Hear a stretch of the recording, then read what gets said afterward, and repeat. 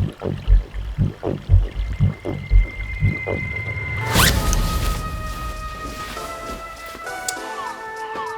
getting a little too cold outside, so I thought I'd finish off inside. Hey, what's up guys? My name is Mark and this is the Super Multi-Coated Takumar 50mm Macro f4. And it's been my one and only vintage lens purchase for 2019. Impressed? You should be. Sky, sunshine, what a day to take a walk in the park.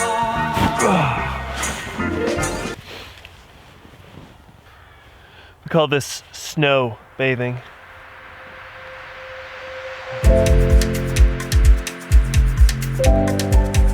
This Super Multi-Coated Takumar 50mm Macro f4 is a vintage full-frame SLR lens that was manufactured in Japan in 1971.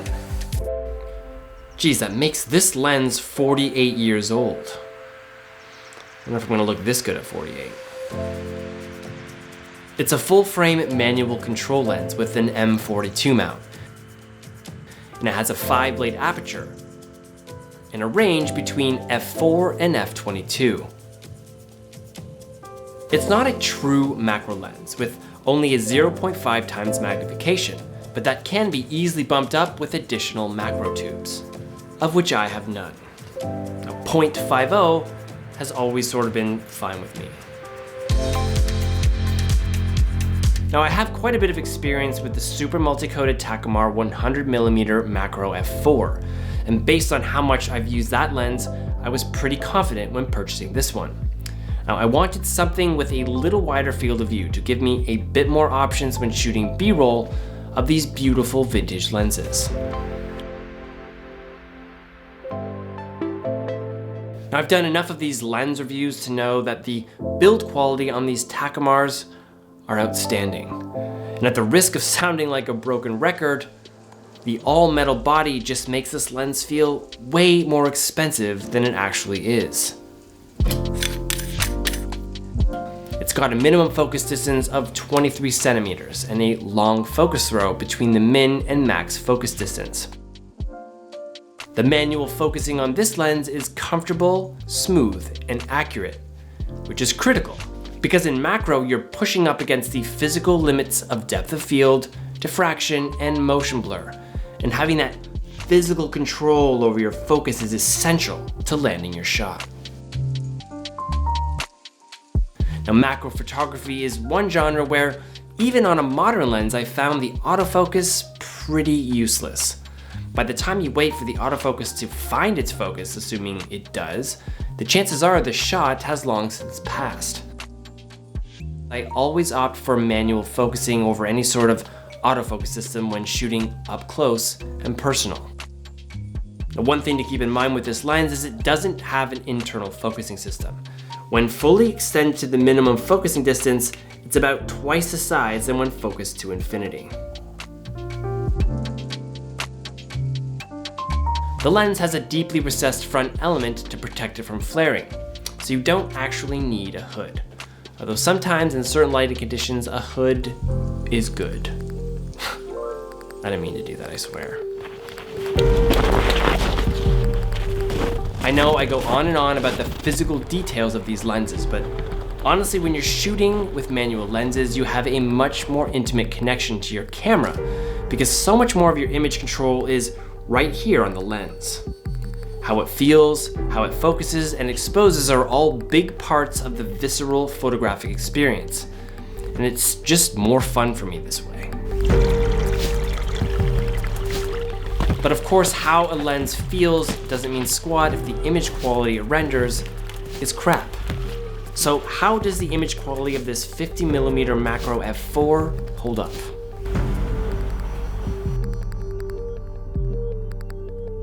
I'll save you the suspense and just straight up say the optical performance of this lens is quite simply amazing.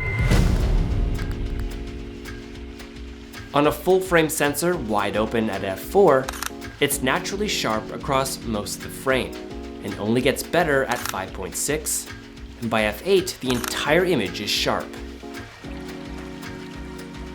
Now I'm not sure if it's the f4 minimum aperture or the Tesla optical design, but I haven't been able to catch any aberrations across any of the apertures, even when trying really hard to shoot in high contrast conditions.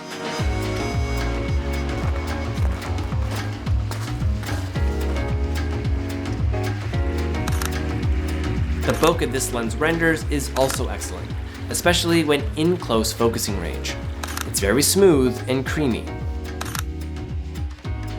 Stopping down a bit, you'll see some hexagonal specular highlights.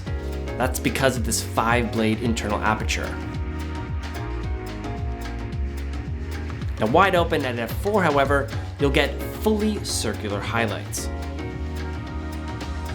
Now this is one of the reasons I park this lens at an f4 aperture when I shoot with it. Like all super multi-coated Takumars I've tested, the colors and rendering of this lens are excellent. I would go as far as to say that this is one of the best rendering lenses I have. The contrast and micro contrast are, in my opinion, perfect. There's just something about the way this lens takes photos that keeps me wanting to shoot with it. And it's worked well for me for both video and photography. Well, my Sony battery is totally dead, so it didn't last very long. It's a pain in the butt thing with the Sony a7S II. The batteries are tiny and they don't really last very long. And the fact that it's cold outside makes it even worse. I have to finish off some test shots inside, I think. Some lower light, more controlled conditions. Not a heck of a lot to shoot here, so. Now one nice thing about shooting with a full frame mirrorless camera is that I'm able to switch my sensor size to APS-C if I want. Now on a Sony system, shooting in an APS-C crop means I have to multiply the full frame focal length by 1.5. This is a 50mm times 1.5 equals 75 millimeters. So here are some side-by-side comparisons of what this lens looks like on a full frame versus an APS-C sensor.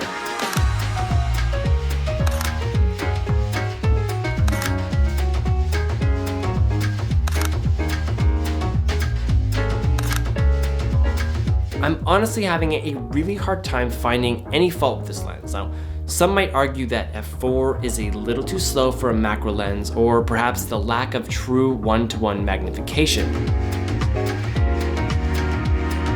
Now, ultimately, I'm really happy with this lens. It's affordable, produces some amazing images, and just based on how often I use it, makes it really hard for me not to love this lens. Now, I have been using it almost exclusively to snap the thumbnails for my last few videos, and I'm kind of bummed I'm not gonna be able to use it to snap the thumbnail for this one.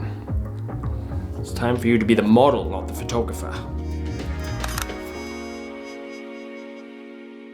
Alright guys, well that's it for this video. If you have any further questions or comments regarding this lens, leave them down below. I'm happy to respond. And thank you so much for watching, and we'll see you guys next time.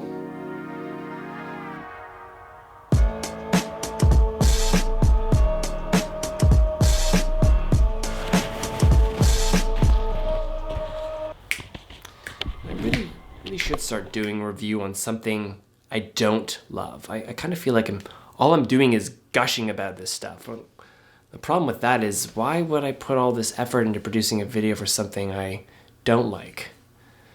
I'd much rather share the good stuff, not the crap stuff.